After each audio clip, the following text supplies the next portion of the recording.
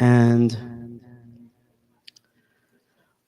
the last hadith was about the army. So this is the hadith.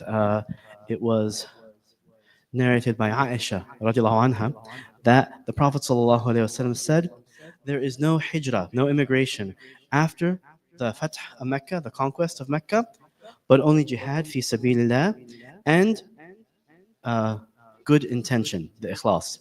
So if you are summoned to fight, go forth." And this hadith is muttafaqun alayh, meaning it is both in Sahih Muslim, Sahih Bukhari, and Sahih Muslim.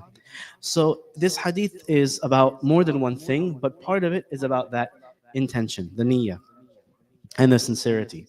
So in it, we have Aisha radiallahu anha mentioning that the Prophet ﷺ is referring to after the Fath of Mecca, after the Prophet ﷺ returned back to Mecca with the army and took over and opened up Mecca one more time, once again, that at that point there is no more hijrah anymore. And remember, hijrah was the period of time where the Muslims migrated from the city of Mecca, leaving the persecution of the Quraysh, of the mushrikeen of Quraysh, going to the sanctuary of the city of Al-Madinah, which prior to that was called Yathrib, but after the Prophet ﷺ moved there was named Al-Madinah Al-Munawwara, the city of the illuminated city.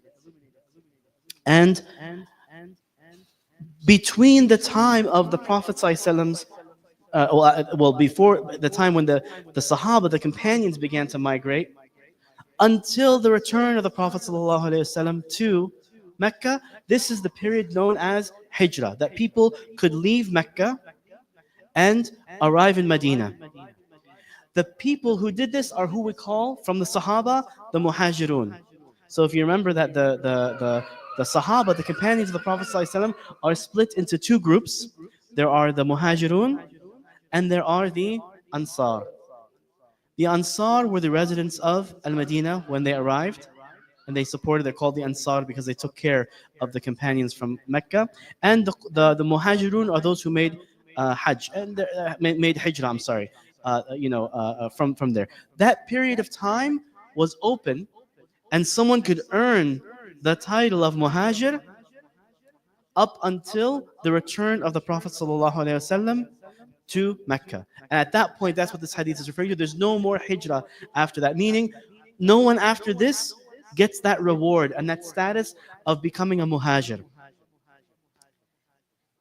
But now the kind of travel, the kind of outgoing is this jihad fi sabilillah. This is when the Muslim armies would spread around and begin opening up the rest of the Arabian Peninsula and beyond. And that is the glorious era of Islam, where the Muslims were able to conquer more and more parts of the world. And of course, we have to say that from the Western perspective, this sounds bad because they apply their own morality to this. When the Western's armies reach new lands and conquer, what follows? Rape, pillaging, bloodshed, oppression, violence, subjugation, exploitation, enslavement, and so on and so forth. This is not the case with Islam. This is not the case with Islam. When Muslims that are following the deen enter new lands, they're lifting oppression that was there before. They are bringing justice and prosperity.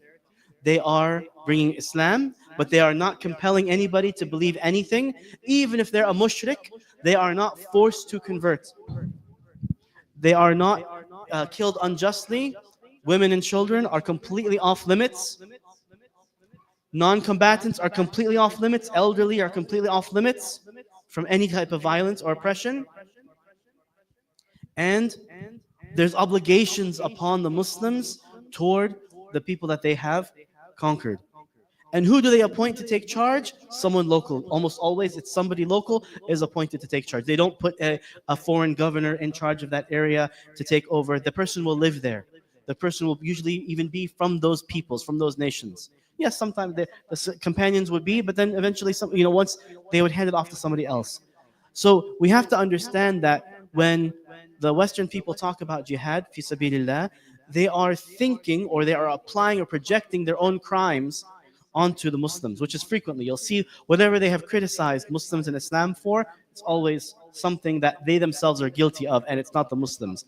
That's not the topic of this talk, but I wanted to mention because it's part of the hadith, we want to understand why that's significant and important. And then beyond that, it's that good intention, that sincerity, that niyyah. In other words, our actions carry forward with ikhlas. It just basically one of the ways that you identified someone from Mecca as being a believer is that they made hijrah. If they were free and they made hijrah, we understand this person as being a believer. Now what's left is that good niyyah, that good ikhlas that we carry forward as well. So just know that we must have ikhlas, good intention, good thoughts and good desire to do something good with everything that we carry forward, my dear brothers and sisters. And that is, inshallah, if I said anything that is correct, it is from Allah subhanahu wa ta'ala alone.